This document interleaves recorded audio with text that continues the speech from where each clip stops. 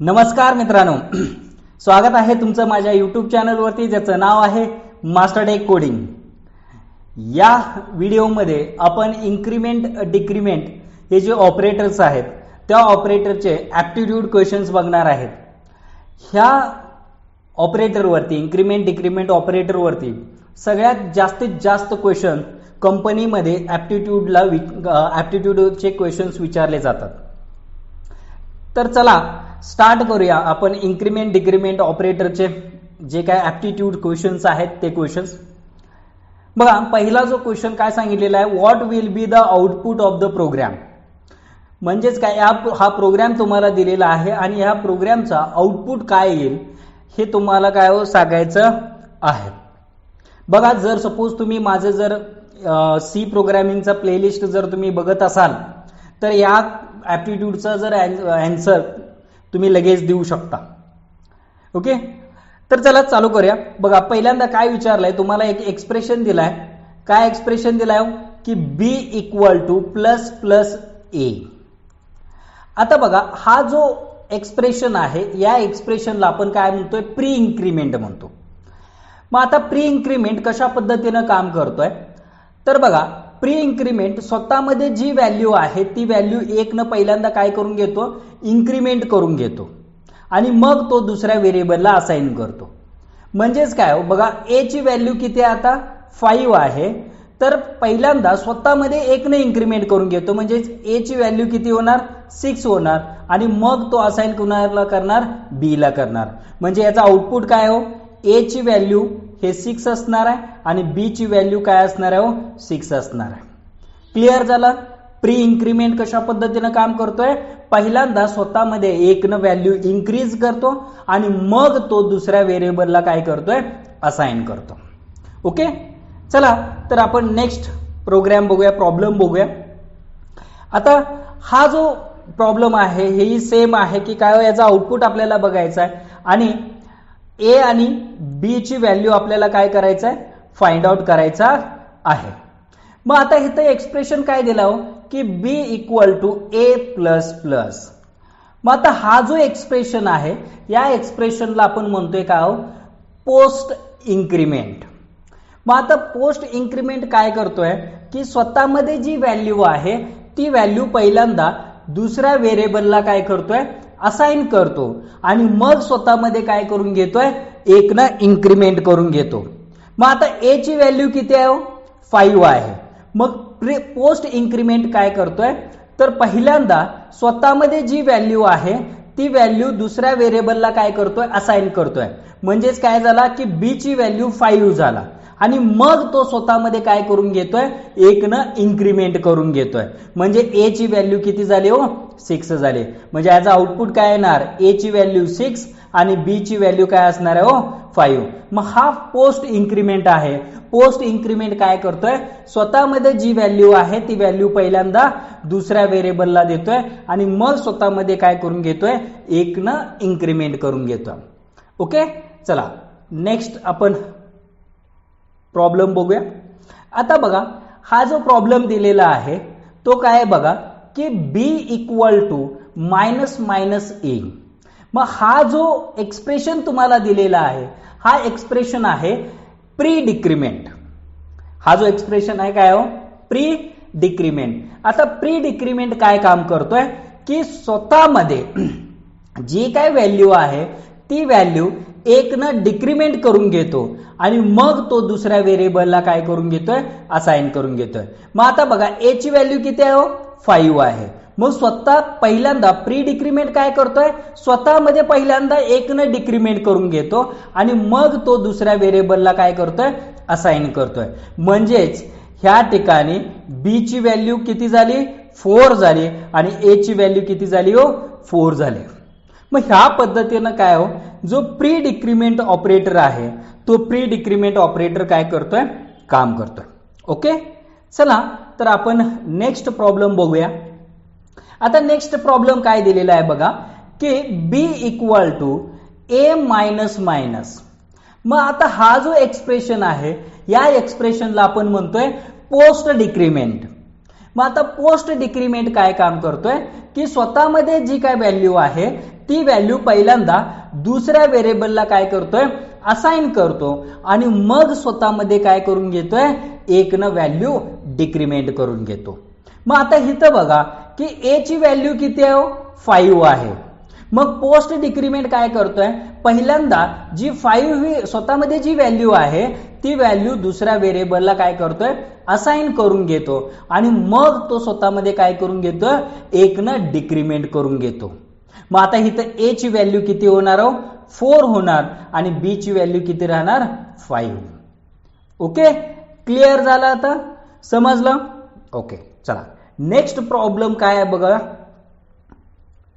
बघा आता next problem काय सांगितलेला आहे, इथं तुम्हाला एक 2 व्हेरिएबल दिलेला आहे. एक आहे ए इक्वल टू काय 4 आणि बी इक्वल टू काय प्लस प्लस ए. आणि ए आणि बी ची व्हॅल्यू आपल्याला काय करायला सांगितलेलं आहे, प्रिंट करायला सांगितलेलं आहे. बघा आता ए ची व्हॅल्यू किती आहे, 4 आहे. मग हा एक्सप्रेशन आपण मगाशीच बघितलेला आहे. हा एक्सप्रेशन काय प्री इन्क्रीमेंट एक्सप्रेशन आहे. मग आता प्री इन्क्रीमेंट काय करतोय की स्वतःमध्ये जी व्हॅल्यू आहे ती व्हॅल्यू एक ना इन्क्रीमेंट करतो आणि मग तो दुसऱ्याला काय करतोय, असाइन करतोय. म्हणजेच काय ए ची व्हॅल्यू किती आहे, 4 आहे, म्हणजे काय होणार 5. मग तो असाइन करणारा करणार बी ला असाइन करणार, म्हणजे बी ची व्हॅल्यू किती झाली 5 आणि ए ची व्हॅल्यू किती झाली 5. मग ह्या पद्धतीने काय प्री इन्क्रीमेंट काम करतं.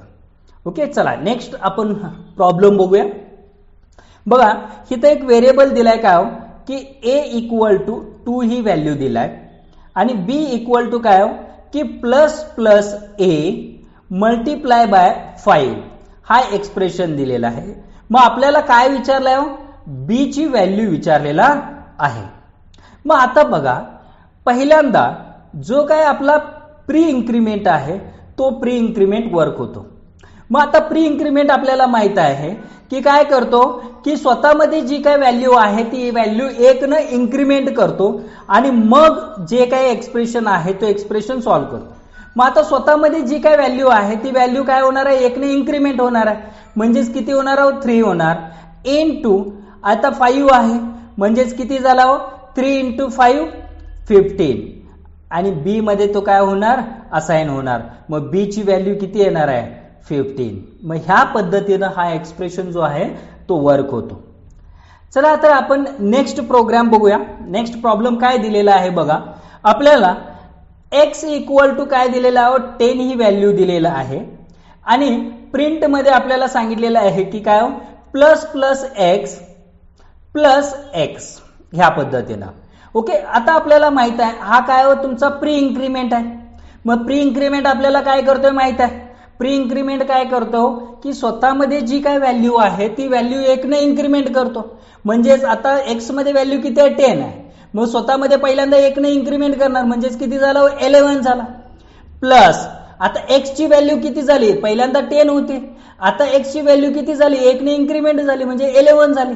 मग हा ठिकाणी एक्स किती असणार आहे 11 असणार आहे. मग 11 प्लस 11 किती असणार आहे 22.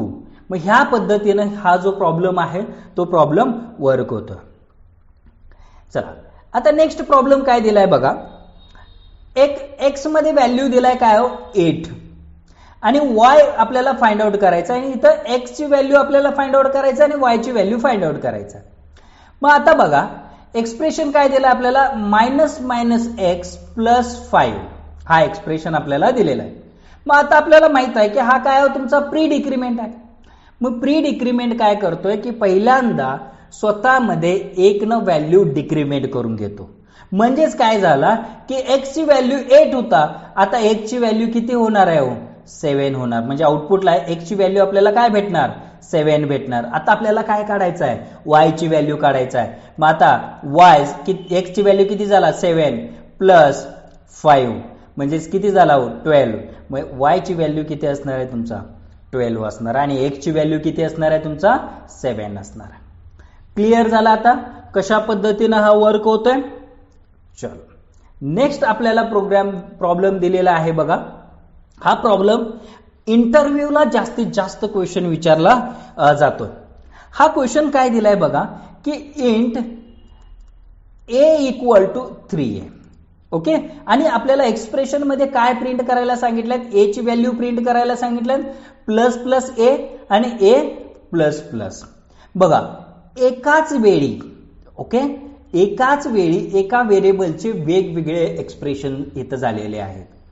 मग ह्यावेळी आउटपुट आपल्याला काय येतोय तर अनडिफाईन्ड बिहेवियर. म्हणजेच काय की कंपायलरवरती हा डिपेंड राहतो की ह्याचा आउटपुट काय येईल.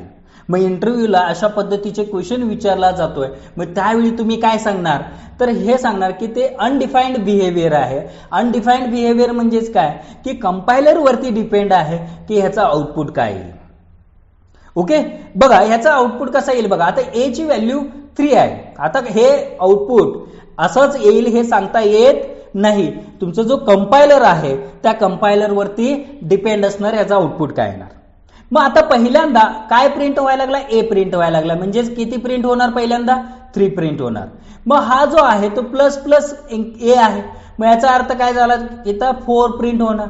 आणि हा प्लस प्लस आहे, मग हा सुद्धा काय होईल 4 प्रिंट होणार. कारण का, हा पोस्ट इन्क्रीमेंट आहे. पोस्ट इन्क्रीमेंट काय करतोय, स्वतःमध्ये पहिल्यांदा जी काय व्हॅल्यू आहे ती व्हॅल्यू प्रिंट करतो आणि मग स्वतःमध्ये काय करून घेतो, इन्क्रीमेंट करून घेतो.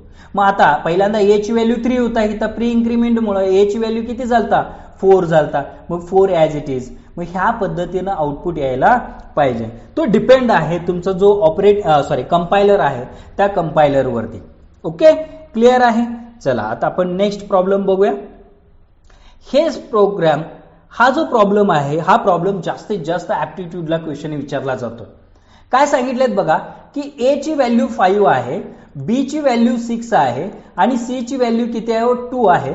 ओके, मग आता आपल्याला काय काढायला सांगितलेले आहेत, ए ची व्हॅल्यू किती येईल, बी ची व्हॅल्यू किती येईल, सी ची व्हॅल्यू किती येईल आणि डी ची व्हॅल्यू किती येईल. चला तर मग आपण बघूया. बघा डी इक्वल टू कशा पद्धतीनं सॉल्व्ह करायचं बघा. ह्या एक्सप्रेशन प्लस बी मायनस मायनस आणि काय सांगितलं प्लस सी प्लस प्लस सांगितलेलं आहे. ओके, हा एक्सप्रेशन दिलेला आहे. ओके, बघा एक समजला तर बाकीचे तुम्ही ऑटोमॅटिक समजून घ्याल आणि तो तुम्हाला सॉल्व्ह करता येईल.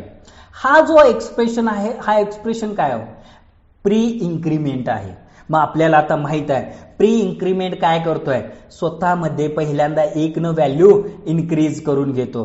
म्हणजेच काय झाला, ए ची व्हॅल्यू इथं किती झाली हो, 6 झाली. ओके, म्हणजेच आउटपुटला ए ची व्हॅल्यू किती येणार, 6 येणार.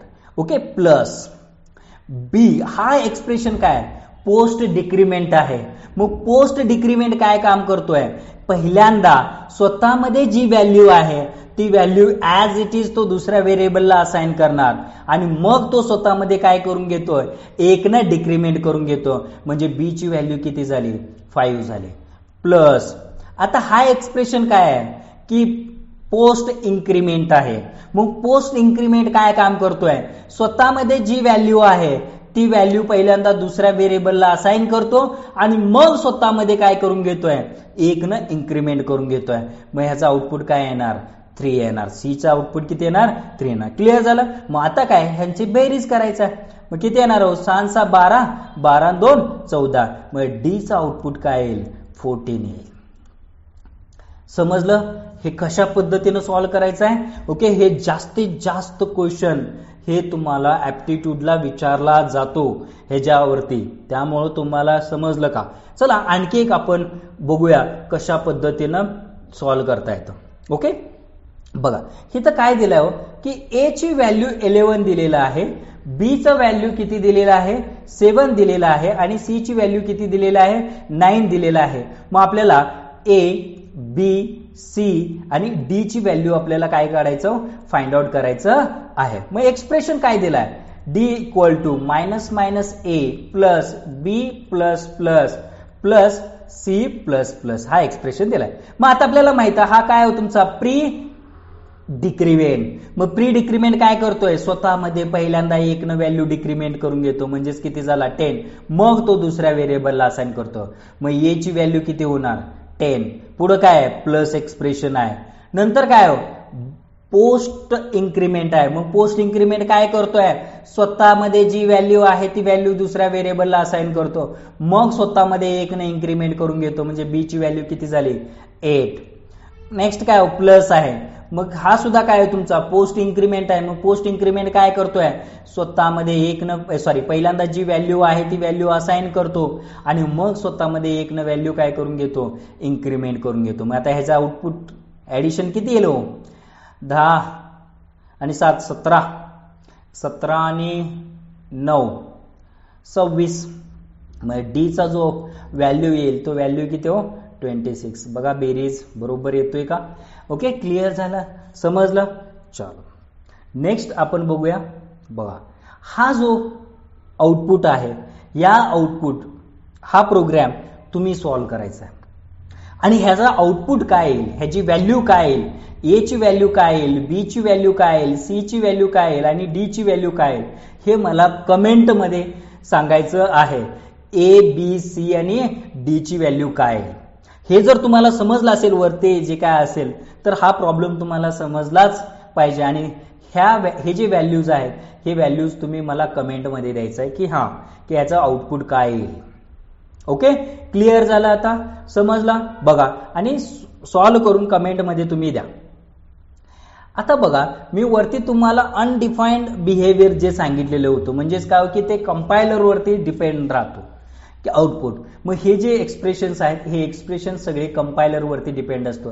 मग a plus plus plus plus plus a, कारण एकाच वेळी तुम्ही ए या व्हेरिएबलवरती वेगवेगळे एक्सप्रेशन्स काय हो एक्झिक्यूट व्हायला लागलेले आहेत. मग त्यामुळं हा जो एक्सप्रेशन्स आहेत हे एक्सप्रेशन्स कशावरती डिपेंड राहतोय, कंपायलरवरती डिपेंड राहतोय. मग कंपायलर आपल्याला जे काय आउटपुट देईल तो आउटपुट देईल. मग जर सपोज फॉर एक्झाम्पल इंटरव्ह्यूला ह्या पद्धतीचे जर एक्सप्रेशन्स जर तुम्हाला सांगितले तर त्यावेळी तुम्ही सांगणार काय हो, अनडिफाईन्ड बिहेवियर. अनडिफाईन्ड बिहेवियर हे ह्याचा आउटपुट आपल्याला निश्चित सांगता येणार नाही. ह्याचा जो आउटपुट आहे तो आउटपुट काय हो कंपायलर वरती काय आहे, डिपेंड आहे.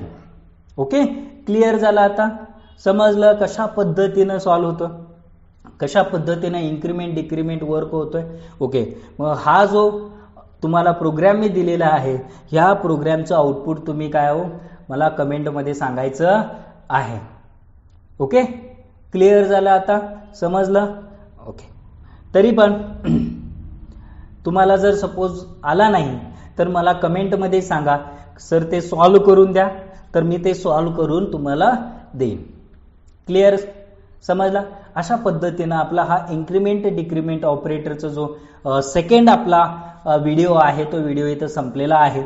ओके, पुढच्या व्हिडिओमध्ये मी थेरॉटिकली ह्याच्या ऑपरेटर्सवरती जे क्वेश्चन्स विचारले जातात ते क्वेश्चनचा ॲप्टिट्यूड मी तुम्हाला घेऊन येणार आहे. त्यामुळं हा जर व्हिडिओ तुम्हाला जर आवडत असतील तर लाईक करा, शेअर करा, सबस्क्राईब करायला विसरू नका आणि कमेंट करा. कमेंट केल्यावरती मला समजतं की हां तुम्हाला हे जे काय आहेत जे ॲप्टिट्यूड क्वेश्चन्स चालू केलेले आहेत ते तुम्हाला समजले. ओके, चला आपण भेटूया पुढच्या व्हिडिओमध्ये. तोपर्यंत बाय बाय, थँक्यू.